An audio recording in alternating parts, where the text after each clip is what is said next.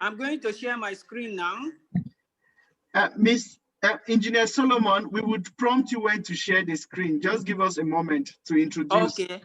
I'm really very sorry. I think it's network problem that had caused all this nonsense. It's the That's network. fine. It's good that we All know right. how to. So we are going to have a bit of some introduction aspect, then we would prompt you when to share the screen. Okay, thank you so much. Okay.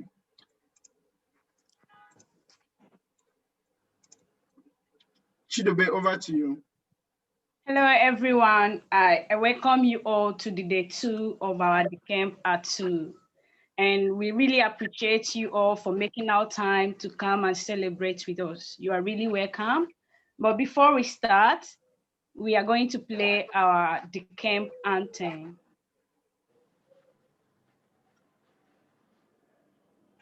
Okay. That would be me.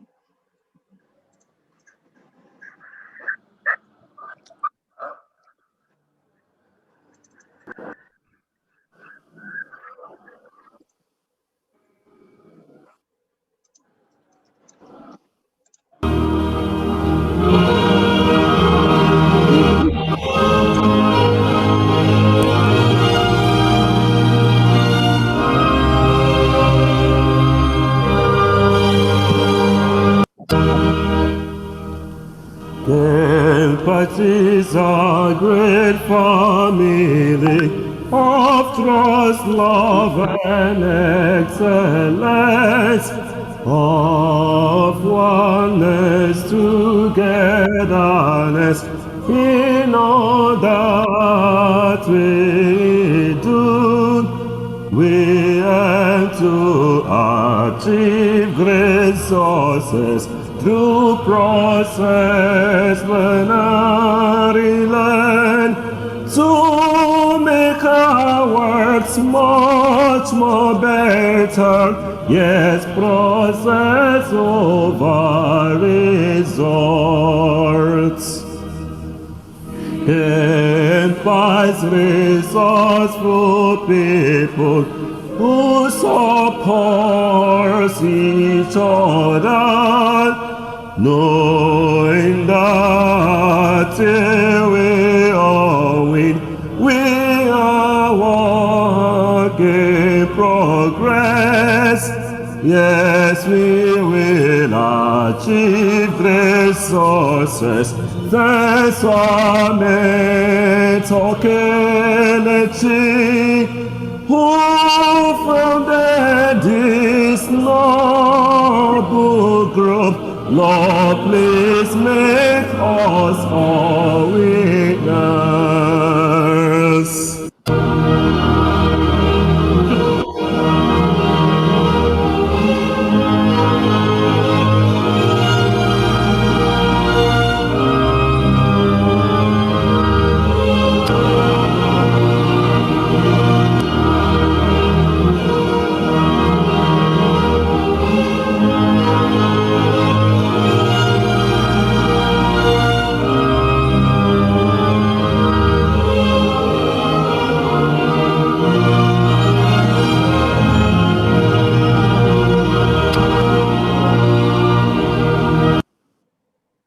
Yeah, Dekemp till we all win. We are all work in progress.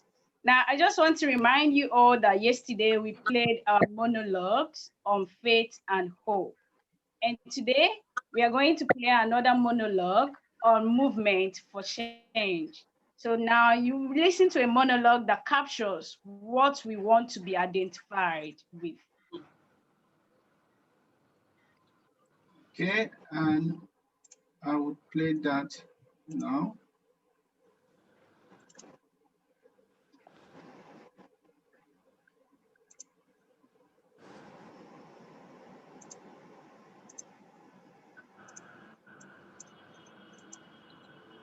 Let me know when you see my screen. Okay, Doc. Yes.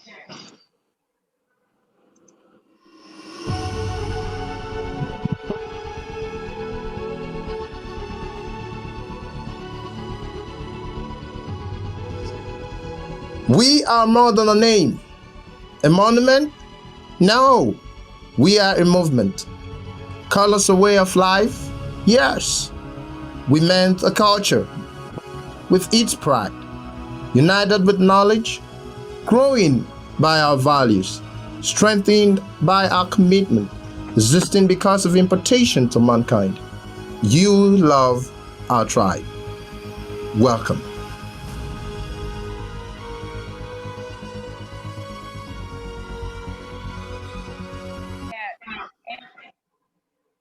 One, yeah, one team. So now I'm going to welcome our guest speaker. Oh, I know you all must be excited after hearing his profile. He's a prominent man like everyone dreams to see. So today we have Engineer Solomon Okon. He has been a fatherly figure for this platform. So we are really grateful for all your support for this platform. So here is Engineer Solomon's profile. Please do pay attention because his profile will motivate you and it will wow you. Engineer Solomon Okon graduated with a degree in mechanical engineering as the best graduating student in 1978. Wow. He has over 40 years working experience, having worked in different prestigious companies such as Warri Refinery, Guinness Brewery, Dew Tools Nigeria Limited, and Niscam and Associates Limited. He has authored over 20 articles in LinkedIn on supply chain, procurement, inventory, warehouse or logistics, and operations management. He was the editor-in-chief of Nigerian Supply Management from 2009 to 2013. Finally, he is very much engrossed in knowledge dissemination. So welcome to the floor, Engineer Solomon Okon, the facilitator, NACO Logistics. May we give him a sounding ovation and a loud clap. You're welcome, Engineer. The floor is yours, Engineer Solomon Okon.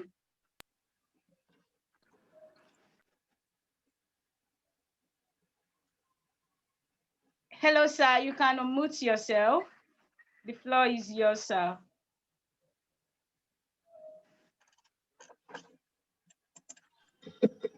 Good evening, everybody. Can you hear me? Yes, sir, we Yes, can. we can hear you. It's a pleasure being with you. But first of all, let me just apologize for the little mix up so many things in Nigeria. I think where I was, there was a problem with the network, so I couldn't connect on time and we lost some minutes. It's the pleasure of meeting each and every one of you. And from the faces I've seen, I'm very much delighted to come in contact with each and every one of you.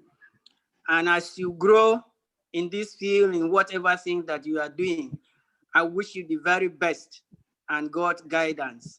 And also for all of you to remain focused.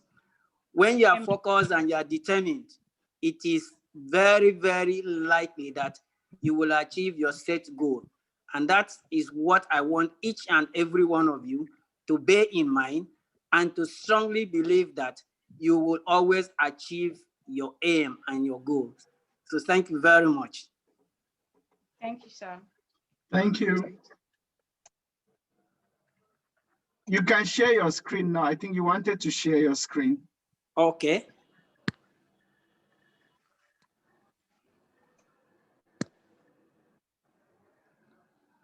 Can you see my screen?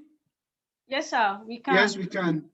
Okay, so I'm going to talk on a topic that is setting up for growth as a young graduate. Setting up for growth as a young graduate. In other words, what can you do to ensure that you are always on the move upwardly as from the time you enter school, when you left school, and whatever thing that you are doing, What is it? What are the things that can enable you to ensure that there is progress in whatever thing that you are doing? So that, in a summary, is what we are going to discuss in the next 20-30 minutes. And I urge each and every one of you to listen as we go along. As an overview, I've stated here that everyone wants to grow and achieve great things in life. But nevertheless, what you need to understand that great things do not come easy. You need to be determined. You need to put in effort. You need to ensure that you are giving up your best for you to get what you want or what you want to be in life. Therefore, the goal needs to be carefully thought out, and the path to get there requires great zeal and determination. Great zeal, great effort for you to achieve that goal, that objective that you have set for yourself. You don't necessarily have to wait for somebody to push you. You are all matured people now. When my last child was entering the university, I made a mistake of following him, taking him on the first day to start his registration. And when I was moving with him from one office to the other, somebody stopped me and said, "Aga, what are you doing here?" I said, "That's my son. I brought him to enter school." He said, "Is he not up to 16 years? And the boy was 16 years, I think 7 months. I said, "He's up to 6." He said, "Why then are you following him?" So you are all matured people. It is assumed and expected that at this age, you can think for yourself, you can take a decision that will benefit you and also benefit others. And therefore, you should, to some extent, try to be a little bit independent. Independent of your parents, independent of some of your friends, independent of whatever, because at the end of the day, it is your life. People may advise you, but at the end of the day, whatever decision that you take, it is assumed and understood that that was the final thing that you determined to do, not because somebody pushed you. So that should help you to understand what growth is expected to do or what you are expected to do in order for you to grow. Now you look at a graduate setting up for growth as a young graduate. What do we understand by the word graduate? I've put here that the Complete English Language Dictionary defines a graduate as one who has completed a course of study at school or college. College here could also represent university. It is therefore very obvious to me that none of you is a first generation graduate, either in your family or community. What I simply mean here is that I might be wrong, but I believe I might not be too wrong. That I don't believe there is any one of you there whose parents are not graduates or were not graduates. Or even if your parents, your own biological parents, none of them is a graduate, which I doubt very much. There must be somebody else in your family close to you that you know that has gone through university and come out, and you're looking at him. You're saying, how can I be like this person? Or within your own community, in your village, in that small community that you come out from. I don't think that any of you there is the first person to have entered university and come out. There are people who had gone through that road and come out before you. And therefore, you have a benchmark. You have something to look up to. These people who had gone through this road, what have they achieved? How can I be like them? Can I be better than them? Knowing that the time that we are in are certainly expected to be better than those that came before us. And therefore, it is invariably, therefore, there is an ominous benchmark to assess yourself individually as to what the journey ahead will entail for you. Setting up yourself for growth as a graduate, therefore, should therefore have commenced the very point, the very day that you receive your admission letter to a university to study whatever course that you had chosen for yourself. I think as we are in Nigeria today, I hope it is not still being practiced. We would have passed the age where parents will force their children to do something or to undertake a study that they don't have a flair for. In our own time, parents wanted their children to either be a lawyer, an engineer, or a medical doctor, because those were the most prominent professions in the society. But today, there are so many new professions that have come up that are even better than those ones. And therefore, you would be in a position to make that choice, even if your parents will come to impose it on you. You can succinctly, you can tell them, Daddy, Mommy, please, this is what I am comfortable with. This is what I know that when I pursue it, I will be happy with myself. Because at the end of the day, it is your life that you are going to do. No matter what happens, at the end of the day, a time comes where you have to leave your parents and be on your own. Be a separate entity, a separate individual. So you must have this at the back of your mind as you grow. Now, as you enter the university or as you have come out from the university, there are some questions which I've put that you need to ask yourself and see how you can provide answers to these questions. Number one, what do I want to make out of my university education? Now that by the grace of God, I had been admitted into a university, or I have finished my course in a university and I still want to move forward, what is it that I want to achieve? What is it that at the end of the day, when I sit back and look, I can say, this is what I have gained from going through a university education? Number two, how do I distinguish myself from the crowd? In Nigeria today, on a yearly basis, I may not have the most accurate figure, but I think nothing less than 1.something million people take the JAM every year. And out of that, maybe not more than 600,000-700,000 will be able to gain admission into university to do their studies and so on and so forth. So how would you be able to distinguish yourself from that crowd?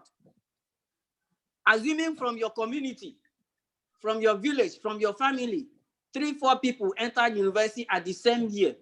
When you have come out, where would you be?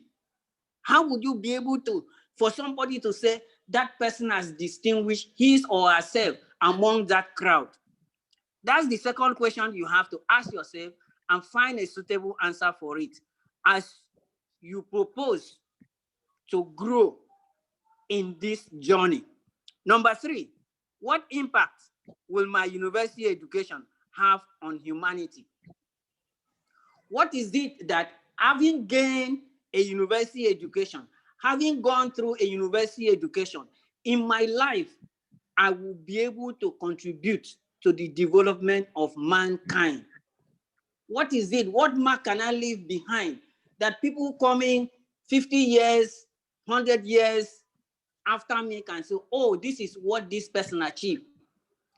For those of us that study the science, we hear of Einstein, we hear of Bohr, and so on and so forth. We hear of the laws that they propounded in various fields. And so these things are still being used. It has been useful for over 500-600 years. People are making use of it. And from here, humanity has developed from the elementary level to a higher level of living. Number four, to what extent can I go with knowledge acquisition? What is the extent that I can go? Having entered the university, finished my 4, 5, or 6 years program, Am I going to stay where I am, or am I going to pursue a graduate studies? And after that, what do I do? You find out that some people have been pushed to the extent that even after getting a PhD, somebody will still want to say, I want to go and do postdoctoral studies, which means he wants to become a very minute specialist in his own field. When he was doing the undergraduate program, he studied widely. As you go higher, you narrow your pursuit to a very limited field in the area of study that you had undertaken, so that you become a specialist in that field. That if people have problems, if there is a problem in that field, people will be looking for who are those that can help us solve this problem, and you'll be one of them. That is how you can bring about growth in your destiny. What contribution can I make in uplifting my field of study? That area of study that you had put yourself into, whether medicine or engineering or social science or political science or commerce and so on and so forth. What is it that you can do for people to come out and say, this is the impact that this person made as far as this profession is concerned? Ultimately, you might be able to ask yourself this question: what will I be remembered for? By my family, by my community, or even the world at large after my time is over?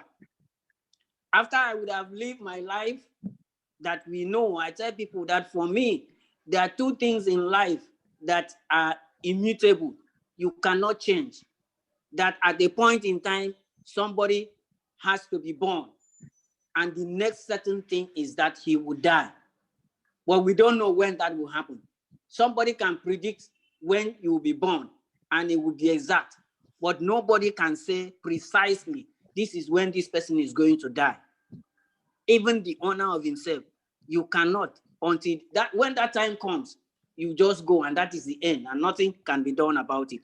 So I will want you people to ponder over these 5 or 6 questions and find answers that are relevant to you among these questions that I've pointed out to you. What is it that you can do in answering these questions that will make you to stand out? That is to say, you would have been able to grow in your own area that you had chosen for yourself. Another thing I want to dwell on is that you need to be focused. Once you have selected the course of study that you want to do in the university, you need to focus on that area of human endeavor to see what will come out of it. What is it that you can make out of it? What is it that you can benefit? What is it that after studying in that field, you can make a contribution to make life for humanity better than you came to see it? So I've said critically analyzing each and every one of the above questions should propel you to achieving your prior determined goal that should set you up on the path of growth. If you truthfully answer these questions, you will be able to come to an indication of what you are going to do that can make you to stand out, that will make you to have achieved some level of growth in the profession that you have chosen for yourself. Therefore, constantly reminding yourself on why you embark on the path of knowledge acquisition through university education will keep you focused on not missing the great goal, which will ultimately lead to growth and improve human existence in whatever field of endeavor that you have chosen for yourself. I've stated here that university education should not be pursued with the aim of being among the numbers, but rather a path to distinguishing yourself and consciously contributing to improve human development. It will be a great disservice to you as an individual to have at the back of your mind that because my sister, my brother, my cousin, my uncle went to a university, therefore I must also go to a university. Because if you have that at the back of your mind, it means you're only counting yourself to be among the numbers. So that if they say, this one, what does he want? Who are you? Like sometimes in my class, I tell people that some of our children go to school now just because if you are passing on the road and somebody pushes you, you can stand back and say, why do you push me? Because everybody is now a graduate in Nigeria, and therefore there cannot be any distinction. So for the mere fact that you had made a determination to go into the university, you should not just be counted as one of those who has gone to university. For you to grow, you must be able to distinguish yourself from the crowd and make an impact so that people will know that, yes, in reality, this person has gone through the 4 walls of the university, he has acquired the knowledge, and he or she knows how to apply this knowledge to our daily life. A wider field of endeavor. In the world of today, we have a very wide field from where you can make a choice on what you want to study. Quite unlike 30, 40 years ago, where, like I said earlier on, the choices were very, very limited. But today, the choices are too many for you. And therefore, what I've said is that the fourth industrial revolution has led to knowledge-based economy globally, has opened up so many avenues for growth in any field of human endeavor, particularly in the STEM field, for those of you who are science inclined, engineering, technical, and so on and so forth. Therefore, the opportunities for distinguishing oneself and setting out for growth are very wide open. Keying into and disciplining oneself for a while so as to achieve the set goal is a sure path for growth. In order for you to be able to grow, you must find a way of how you can discipline yourself and ensure that you have a purpose that you are pursuing. There is a goal that you are pursuing, that you don't follow the crowd to do whatever thing that you are doing. That when you enter school, you don't say because my parents are not there and so on and so forth. I used to tell my children that as a young person, I was guided by when I read something about Awolowo when he went to the UK to study law. And that he made a statement that if Awolowo wanted to go to a place, if I as Awolowo wanted to go to a place, I will ask myself, if I go to that place and something happens and I am negatively affected, what would the people back home think of me? Those people that I left at home saying, I'm going to study, if a negative thing happens to me and they get to know about it, what impression would that create in their life?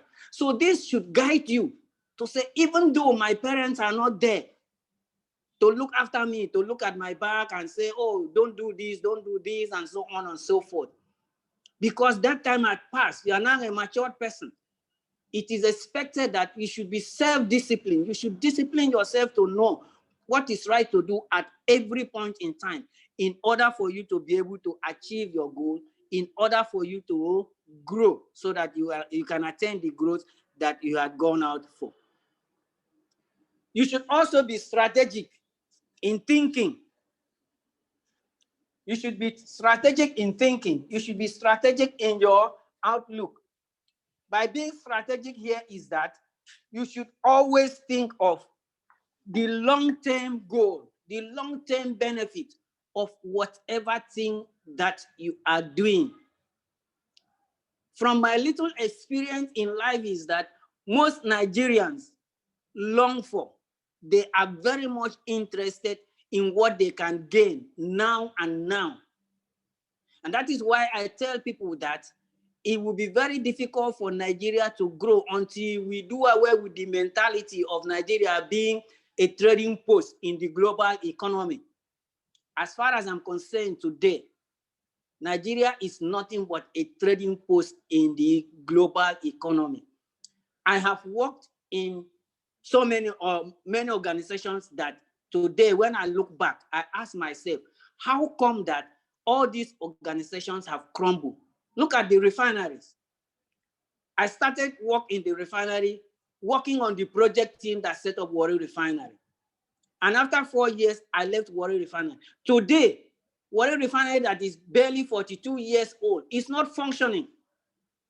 But there are refineries in Europe, in America, in Asia that are more than 100 years, and they are still functioning. And so we cannot get the benefit of the natural thing that God has given to us. The crude oil that God gave to us without us making anything. We didn't even ask him. He put it there for us. The white people came and were able to extract it and then took it back to their country, turned it into something more useful, and we bought it. And now we said we want to establish plants or factories to purify this thing to what is better, of better use to humanity. And yet, 40 years down the line, such a factory had been closed down. And we now turn going back to the white people from Europe, from Asia, from America will come and buy the crude oil, go and refine it, and come and sell it back to us. Which means we have not done anything different from what our forefathers did. I'm ashamed to see that the refinery that I started is no more functioning. And so when they made a statement that federal government wants to go and get a share in Warri Refinery, I made my remarks. I said, if they could not manage the one that was their own, that the federal government owned personally, or they own it 100%, they couldn't manage it, what are they going to contribute to the proper management of Dangote Refinery?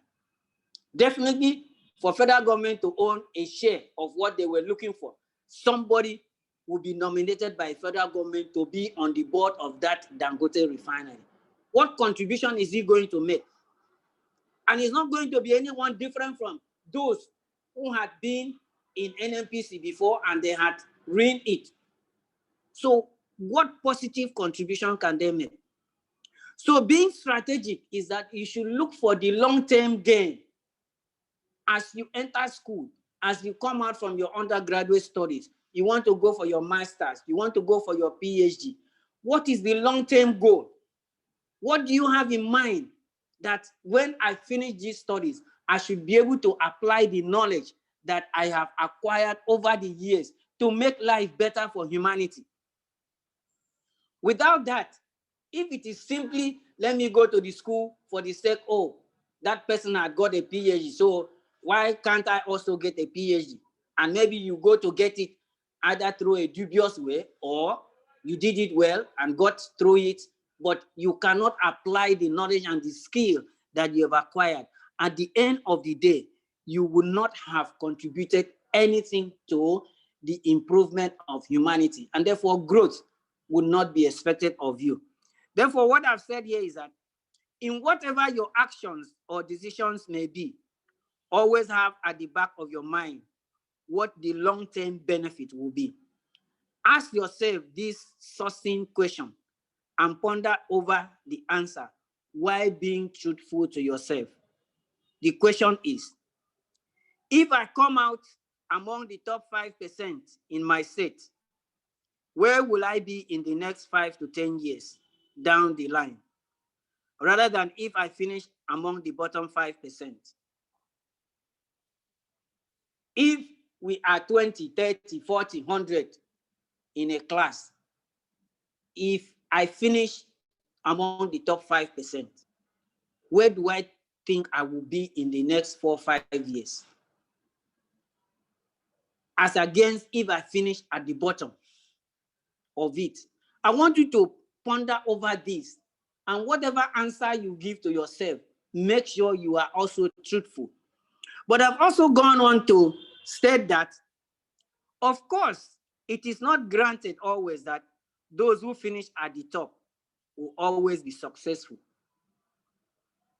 But my experience so far has shown that the probability of being successful is higher at the top than at the bottom.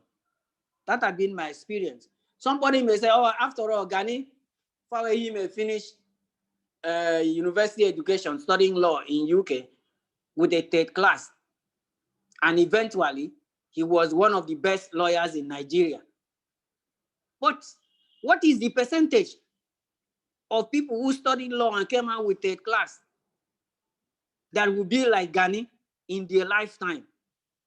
Gani was an exceptional person. And the mere fact that he came out with third class, he might have sat back and thought with himself, what can I do to distinguish myself, even though I had a third class? Some of us may not have that inbuilt self-assessment, self-appraisal to say, let us appraise ourselves. Let me appraise myself. Let me critically re-examine myself to say, what is it that I can do to distinguish me from the crowd? And that's what I mean by being strategic in whatever thing that they are doing. Therefore, aiming for growth strategically will certainly lead to higher level of growth when combined with great ambition. And here I have said, ambition does not impute being selfish, but rather having a strong determination to succeed, which inevitably leads to higher level of growth. It might generally be assumed that if somebody is ambitious, that he is a very selfish person. He's only thinking of himself. I don't think that could be the generic interpretation that we're given to ambition. Ambition can propel you to do something differently. Ambition can make you to become more determined in whatever thing that you are doing. Ambition can make you to be more focused so that at the end of the day, you don't come back regretting to say, oh, if I had done otherwise 3, 4, 5 years ago, I would not be where I am today. When you do this, you can be sure that you will be putting yourself up for growth, and you will be setting good example for those who are coming behind you, for your children, for your cousins, for your aunties, and so on and so forth. And then also you make your parents happy, and you yourself will be happy. The next thing I want us to look at is mentorship.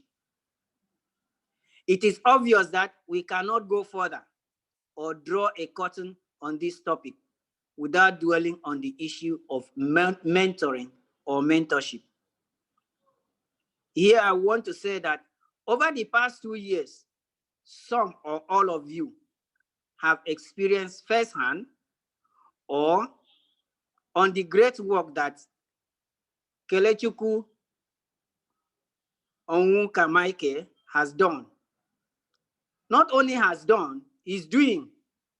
Not only that he is doing, and has promised to continue doing for the benefit of Nigerian youth and humanity generally through his act of mentorship. As a matter of fact, when I came across Kelechukwu on LinkedIn, I looked at what he put up there, and it was so fascinating. It was so attractive to me. And that's how I started following him over these, I think, 2 years plus or something like that. I had been so much impressed in what he has done. I never even knew. Oh, apart from the fact that when you look at his titles, it will frighten you. But I didn't go into details. I didn't know into details until I think about early this year that I got to know in great details the extent to which he has gone with his education and so on and so forth. But that has not stopped him from helping others, from stooping low to help others who are struggling to meet a goal.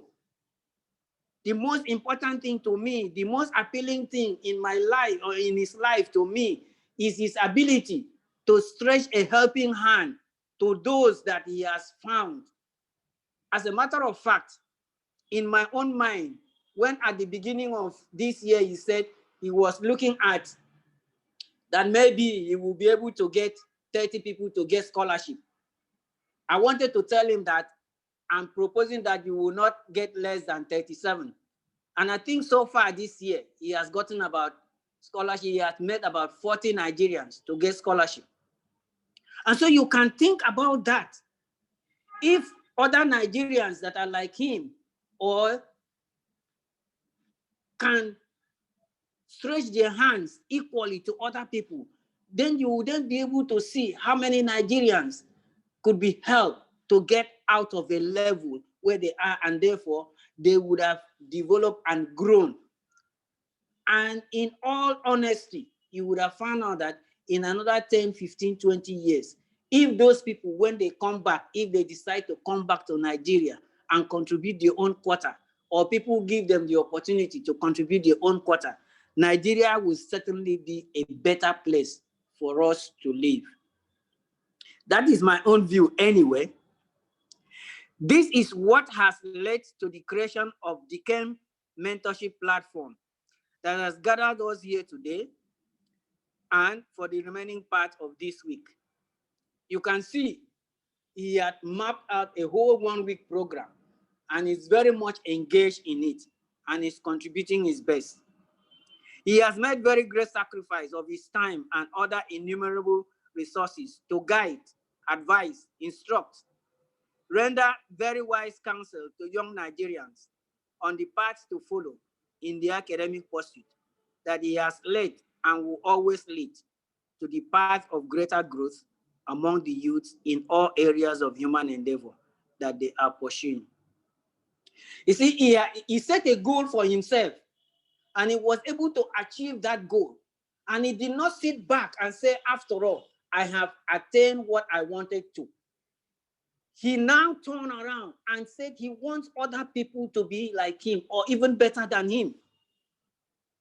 And that's why he had taken it upon himself to help others who were not aware of the facilities available. And I'm sure so many Nigerians were not aware of these foreign scholarship facilities that were available. And it's not the first person who have. There had been other Nigerians in time past who had benefited from it. And out of selfish attitude, they just let it end with them so that no other people can be like them. But he did not go that way. He had come out to say, I want people to succeed even better than me, and so on and so forth. I tell people that I'm yet to see a parent that will say that none of my children or none of my children should be better than me. For me, my prayer when I wake up every morning is, God, let my children be better than me, because they have experienced better life than I did when I was like them. At least the exposure they have had is much, much better than me. And therefore, they should be better than myself. And that is what will give me joy. No matter what happens, even if somebody had become the president of this country, I believe his prayer should be, my child should be better than me. Even if that child will not have another opportunity of somebody from that very family coming to be the president of this country.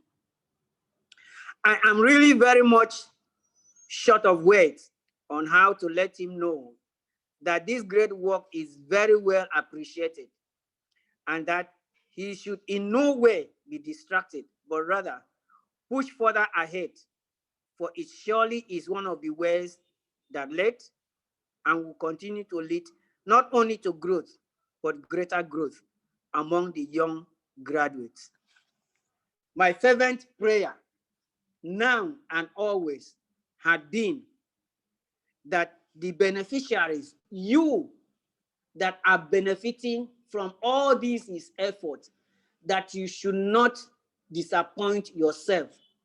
Because if you get the scholarship and you don't do well, the greatest impact is on you.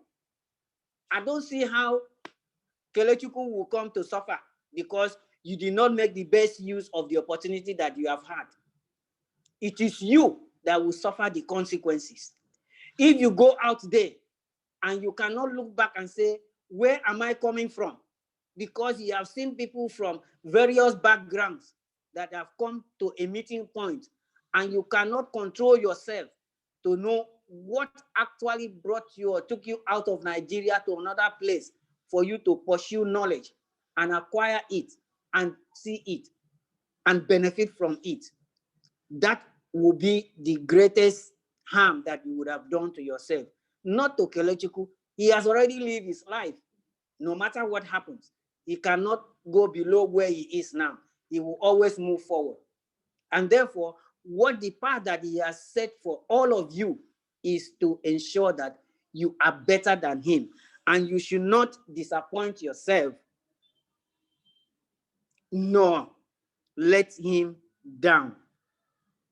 So, ladies and gentlemen, my dear children, this brings me to the end of this formal presentation on setting up for growth as a young graduate. That is what I can give to you now. I don't know if you have questions and comments to make, then I might be able to take it. I still remain Solomon Basi Okon as the person who has been making the presentation to you. So thank you so much, and God bless.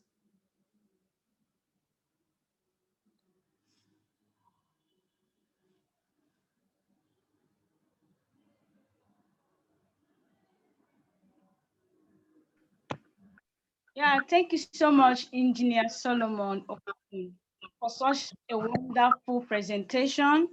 Honestly, so insightful. Most of us are currently feeling guilty because we are not able to choose our courses during our undergraduate studies.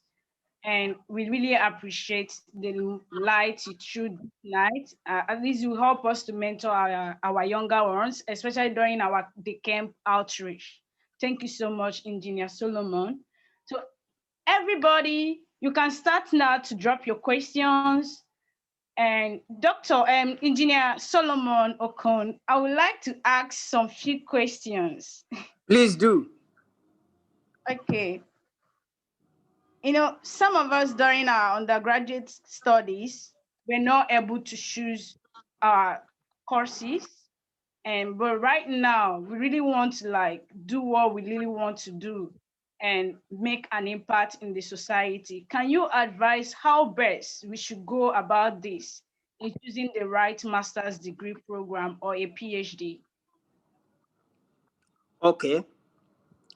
One thing you need to understand is that for as long as you have finished your undergraduate program, depending, of course, on the area where you are good, I don't see somebody who studied arts, having finished his undergraduate, now go to say he wants to study engineering.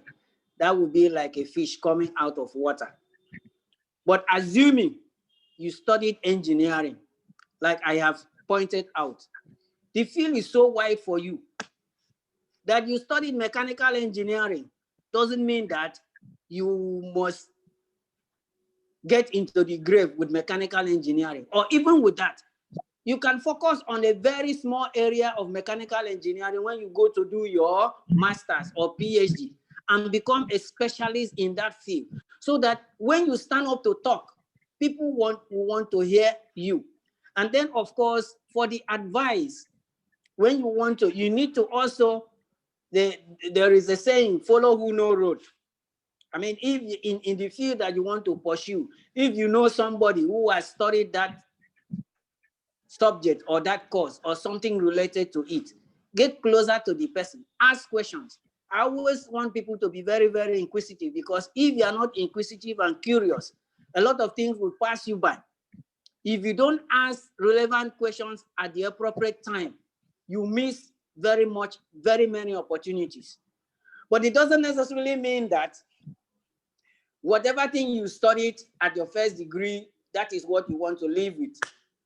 For me as a person, let me tell you, I studied engineering, but an opportunity came and they said, oh, I should go and do materials management in 1977.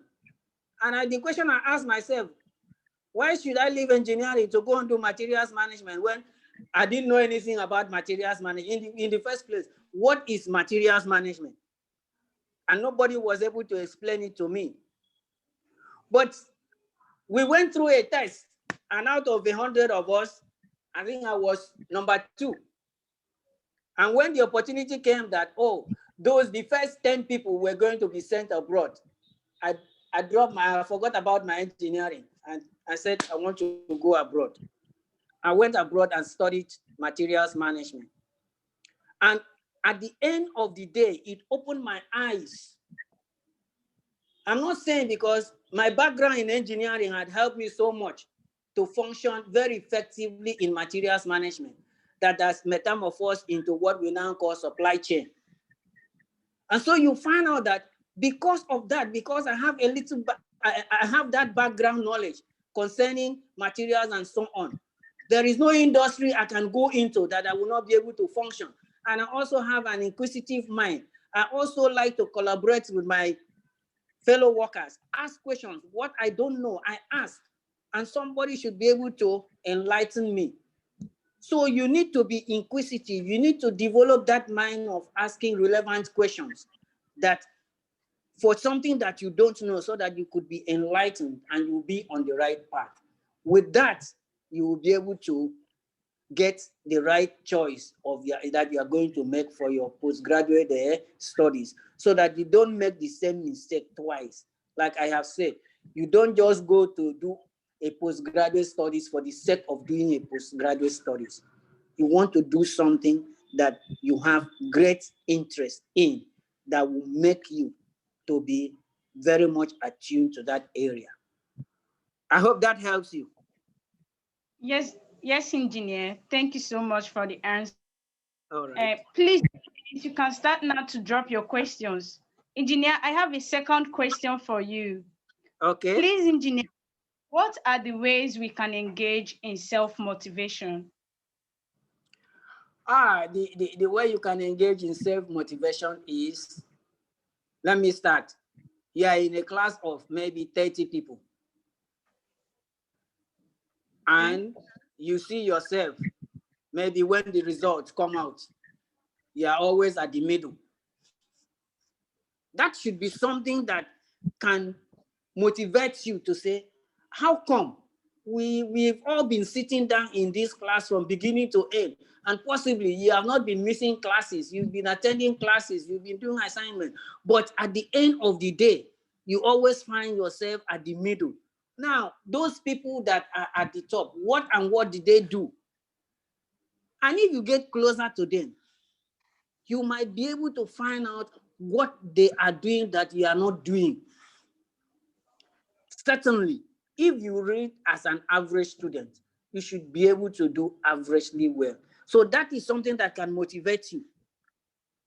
Another thing that can motivate you, the people who had been there before you. Maybe you come from a family, your father was already a graduate, and maybe he graduated, in those days, he might have graduated at maybe early 30s and so on and so forth. Now that children are coming out of school, I've been reading of somebody graduating at 16, 17 in Nigeria. So you now will be able to ask yourself, if somebody could graduate at 15, 16, why can't I do it? Why is it that a course that other people are doing for 5 years, you are doing it for 8 years? Why is it that a course that you should be doing for 4 years, you are doing it for 6 years? Not because of the general situation in Nigeria, but because you have not been able to meet up with the requirement, and they've been giving you the opportunity to maybe retake the exams and so on and so forth. So these are the things that can make you to even make yourself, motivate yourself, push yourself to do things better. There is what we call in operations management, Kaizen, which is continuous improvement. You can continually improve on yourself until you get to that point that you need. But you must have to set that goal for yourself. You must have to set that goal. If you determine and propose that I will be among the very best in this set, in this my set, I should come out as one of those that they can reckon with. At the end of the day, you will make it because the facilities are there. I don't see any university that doesn't have a good library in Nigeria these days and so on and so forth. And even if you don't have the money to buy all the books, at least get the essential ones and you'll be able to get the things that helps you out. I think if you follow that, you'll be able to get to a good level as would be expected. Okay. Thank you All so right. much. There is Any another other question? Yes. yes, yeah, there is another question for you. Okay. Someone is asking, is it possible for him to do a different course when it comes to PhD program after having done his MSc in another field? It depends whether there is any relationship between what he did in masters and what he's going to do in PhD. Like I said before, I don't see somebody who read history that will come out and say he's going to do his PhD in chemistry. I don't think that is possible. So it must be related. Because when you go to do your PhD, it means you are choosing a very small, a very small segment of the study, the general study of that particular area for you to concentrate on and do research and make new findings. The essence of PhD is that at the end of the day, you should be able to come out with something new, something that some other person had not thought of. So for you to be able to do that, you cannot be jumping from pillar to post and so on and so forth. You need to concentrate. I mean, I don't see somebody who read geography. So at the end of the day to say he's going to do a PhD in engineering, whichever field of engineering, it's not likely. So it must be related so that at the end of the day, you become an expert in that field. You become an authority in that field, in that area, in that core area that you see. You see, somebody who goes on after his PhD to get maybe a DSc, a Doctor of Science, had gone deeper and is just concentrating in a minute area of that particular field for him to be a good specialist. It's just like in the medical line, somebody that goes on after doing your housemanship and go on, you go to do a fellowship and you become a fellow before you become a professor. And so is that you are going to study, even if you did surgery, which is a generic thing. I mean, all of them study medicine. But at the end of the day, somebody might become a surgeon. Somebody might become a general practitioner. Somebody might become a gynecologist and so on and so forth. So they go deeper. And if he wants to go maybe and do a PhD, he found out that he goes to do a PhD in neurosurgery, which means he's concentrating on the nerves in the human body. How does it affect? What will cause the human body not to work well if the nerves are not doing well? And so on and so forth. So that becomes his own area of specialty. And that's why they will be looking for such people if there is a problem, because those who are doing general practice do not have that deep knowledge. He is the one that has gotten that deep knowledge because he has spent extra years for him to study human beings, to know what it is that concerns all the nerves in the body. So he becomes a specialist. I hope that makes sense. Yes, engineer. And there is another question for you. Everybody's so Okay, happy to learn no from you. problem. Yeah. In the event where one obtains a scholarship to study with full funding, and upon reaching the institution, the supervisor changed his or her interest that was declared during the point of application for both scholarship and admission. How will you Come up decide? again. Please, can you start over again? Okay, one obtains a scholarship to study with full funding. And upon getting to the institution, the supervisor changed his or her interest of was declared during the point of application for both scholarship and admission. Now, he's saying, how would you advise him concerning this, seeing that the professor wants him to change his interest? Okay. Now, like I have said, in my place, there is a proverb that no matter how good a child is, he cannot cut the eba or the fufu or the pounded yam like an old person. You have submitted all your documentation.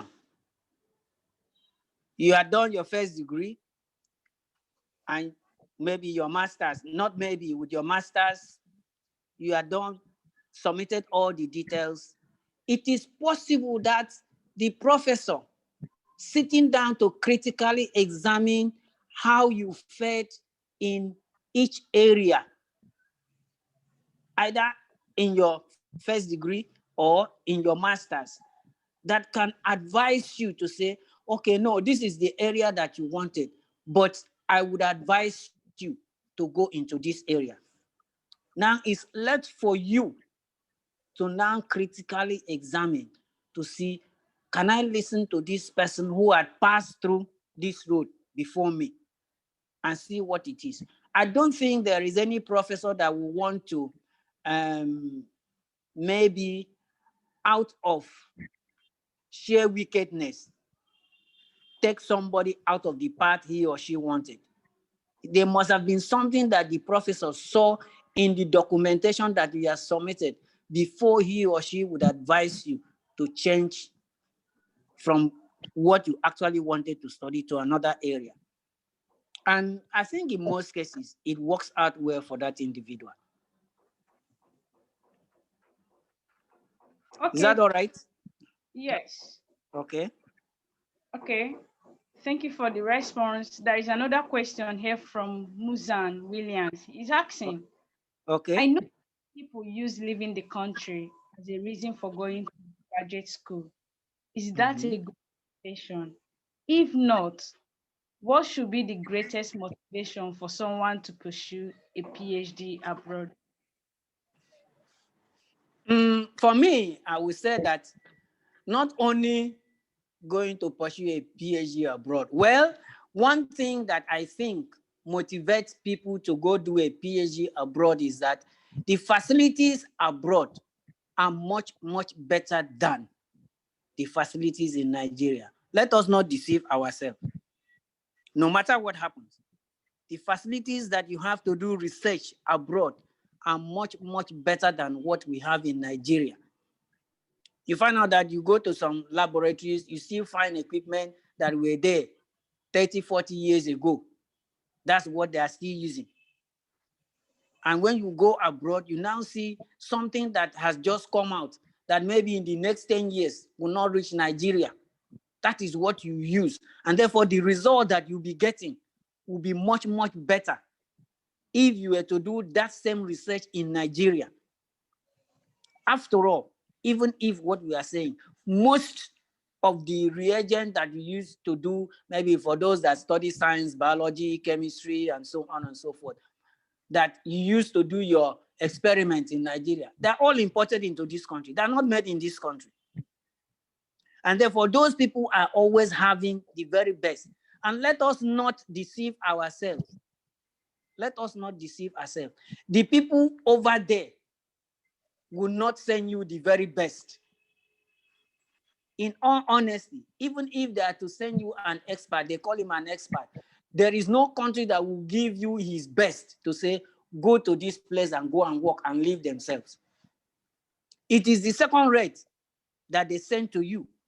But that second rate, when he or she comes here, is fine. We find out that he or she might be better because of the environment that he or she had passed through. The sort of things that they use over there are much, much better than what we are using. So that's one of the things that maybe push people to go abroad to go and do research and so, because the facilities are there, much better facilities, up-to-date facilities, not outdated ones. Okay. Thank you so much, engineer. Because of time, we will not be able to take all questions, but I have the last question for you, engineer. And Okay. PhD is research-based program, we all know. Yeah. And Mhm. most of the times, people only end up saying that their long-term goal is to become a lecturer. And someone is asking, is it advisable to embark on a PhD if you're not comfortable doing a 100% research-based program?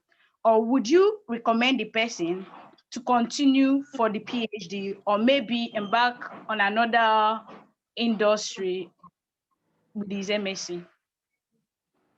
Well, what you need to understand, just like you have said, when you talk of PhD, you are talking of real research, people going to dig deeper. But like you have also seen, there are people who work in industries that even do more research than those who are working in the universities. Because these are people that are actually dealing with what he's doing. Okay, look at Kelechuku. He's a research scientist at Procter and Gamble. Definitely, somebody who is in the university in Nigeria doing a research cannot meet up with him. Because if you enter the lab of Procter and Gamble in Germany, it will be better than any laboratory of any Nigerian university that is doing chemistry. So you have the facilities open to you. And if you are lucky to enter a well-established organization, the facilities are there, the money is there, the encouragement is there. So you can do your research as much as those who are in the university themselves say they want to do research. In fact, as a matter of fact, in the 80s, I got to know that it's very, very difficult for an American to become a professor in the university if you have never been in the industry. That is, if you have not worked in the industry, if you have not worked in that area that you are coming to the university to say, I want to lecture in this. If you haven't worked for maybe about 5-6 years, it's very difficult for you to be a prof because they want to see how you can apply. When you get this knowledge, how do you apply it? And when it comes to engineering, you now find out that that is why in Nigeria, starting from, I think, the 70s or early 80s, you now saw Nigeria getting into what we call industrial attachment. Before, people who were studying engineering in Nigeria did not do anything. All what they did was to solve mathematical problems. And so when they come out of the university and you take them to the industry, they were not able to do anything because over the 3-4 years, those days that you go to higher school, then you enter university and do 3 years and get your first degree and come out. For the 3 years they've been in the university, they did not have any practical experience. And so it was very difficult for them to work. It was after they've now come to the industry that they will now be able to see them. Oh, maybe they read about the machine in the books, but reading about something in the book is different from you seeing it and touching it and feeling it and experiencing what it is firsthand. So that's the real situation you have to understand. I hope this person can take this home and see how he or she can analyze it and fit into the situation. Okay, engineer. We, the Kempites, are really grateful for your wonderful and insightful presentation. Thank you so much, sir. I really learned a lot, and I'm going to put that into work. Thank you. Like Dr. would say, we are all work in progress. Thank you so much. I will leave the floor now to Dr. Kelechiku Onwukamike, Double D, to come in and appreciate our guest speaker. So over to Okay, you. thank you so much. I so much appreciate you people. Thanks a lot. I'm Thank really you so very, very happy seeing you all and you are doing well. So thank you so much. Thank you so much. So, um, So really, really thank you so much, Engineer Solomon Okon. Like I said, you are one of the people that supported me from the very beginning. You saw what was possible even before others realized what I was up to. So I really appreciate the support. Thank you for pouring out your heart. With all your years of experience, you have seen almost everything that needs to be seen, and taking out the time to even extend beyond the time that I actually told you that the session would hold, to take all the many questions. And of course, thanks to everyone that has been engaging on the chat and also on Facebook. So really, really thank you. On behalf of Kempite, of Dekemp, we want to say big thanks. In show of appreciation, we have this award for you. So I will read it out. So this is Dr. Casey Mentorship Platform Awards. Engineer Solomon Okon as a patron to the mentorship platform for his commitment and support towards empowering and inspiring young people to achieve their professional aspirations. This day, the 27th of July, 2021. So we are very, very fortunate to have you as a patron, someone we can come to and gain from your many years of experience as we continue to be work in progress. Thank you very much. Thank you very much, Kelechuku. In fact, I'm more than surprised that you had gone to that level of even presenting something to me, and is I don't know how to describe it.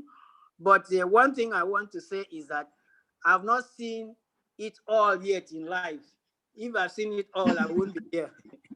I haven't seen it all yet in life. Like you continue saying, we're all still work in progress. So thank you so much for giving me that opportunity, because if you did not give it to me, I'm sure there are so many other people there that you would have beckoned on, and they would have done something, if not better than me, but more than what I have done. So I very much appreciate you. And I want to say, please keep on what you are doing. In all honesty, to be very frank and candid, I'm not telling you this because I'm telling you the truth, the basic thing that I know, that you have given up of your best for the younger Nigerians that are coming up. And I very much appreciate it. Thank you so much, and God bless. All right. Thank you very much. Thank you. So I would now hand over back to Chidobe to round up the session. Okay.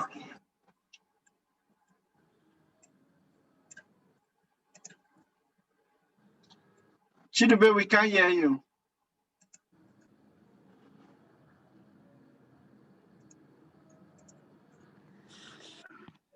Okay. Okay, thank you so much, Engineer. Can you hear me, buddy? Yes, I can hear you. Doc, can you hear me? Yes. Hello? I can hear you. I can hear you. Can you hear me? Yes. Okay. I can. Thank you so much, Engineer. All you've been doing for the camper, it really means a lot. It really means a lot to us. We really appreciate Engineer Solomon. Thank you so much. Now, before we close for tonight, can you hear me? Yes, I'm hearing you. Go ahead.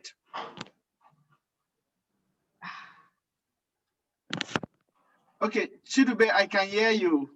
Okay, before we close tonight, I will urge,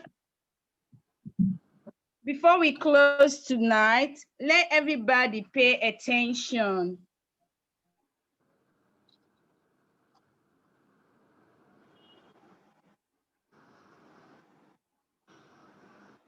I think Chidube, the yes, go ahead. We are beginning to have a network issue, but I will just try to round this up because I'm trying that we do not keep everyone too much on the call anymore. So this is just a reminder on our Dekemp @2 challenge. A lot of people have reached out to me on how they can join the platform. So this challenge was launched yesterday. And so what you are expected to do is to write on the topic, which is the theme of our Dekemp @2 celebration. Write on the topic process over result, explaining what it means to you. how do you submit your answer, or how do you go about the submission? So we have been asked as part of the process that you should follow any of our social media pages, be it LinkedIn, Instagram, Twitter, or Facebook. So when you prepare your response, post it there as a comment. The admins are going to pick this up, and you should be able to do this before the 1st of August, when we would be doing the selection. So on the 1st of August, we will select the 10 people that would be able to join the platform, okay? Then this is the agenda. So we have just finished with day 2 with this wonderful session with Engineer Solomon Okon. So we have another session tomorrow. We would be having a scholarship panel discussion that will be hosted by Dekemp. So you're going to meet about 5 to 7 scholars from this platform that are already either in Nigeria planning to leave, or already studying outside of Nigeria. And they are going to be hosted and moderated by other Dekempites. So this is really going to be the Dekempites managing this event, but it will give you an opportunity to interact with these scholars, hear from them, get their experience, see what and learn from what they did, right, as the scholarships of these new sessions are beginning to open, so that you can benefit from their experience and see how you can leverage on that to improve your chance of applying and gaining and winning a scholarship in the subsequent year. Then we have day 4 with Engineer Mr. Victor Ogunmola, who will be talking on leveraging on networking for professional advancement. Then on day 5, we have Dr. Michael Taiwo, who will be talking about how to develop sustainable processes. One of the most key aspects about Dekemp is that we believe in process over results. So we are not here because we want to get scholarship. We are here because we want to grow. And this just captures what Engineer Solomon Okon said today. How do you position yourself for growth, right? So the more you pursue excellence, you would be successful, rather than if you are pursuing success, then you might not achieve excellence, right? And you don't get any of them. So we are really focused on process, and which is also why that challenge is on process over results. Then on day 6, we would have Engineer Judith, who will talk to us on how do you consolidate on your past success, which is important because as you go to your graduate schools, because you got a scholarship, you want to build up on your past success, right? To be able to consolidate on that as you build onto your next steps. And on the final day, which is the 7th day, we would have the grand finale, where we would also give up select the people that have won on this Dekemp 2 challenge. So I would say thank you all for joining, and wish you all the very best. Like we will say in Dekemp, till we all win, we are all a work in progress. Thank you all very much. Thank you so much, and good night. Good night. Good night. Have a wonderful night. Bye. Okay.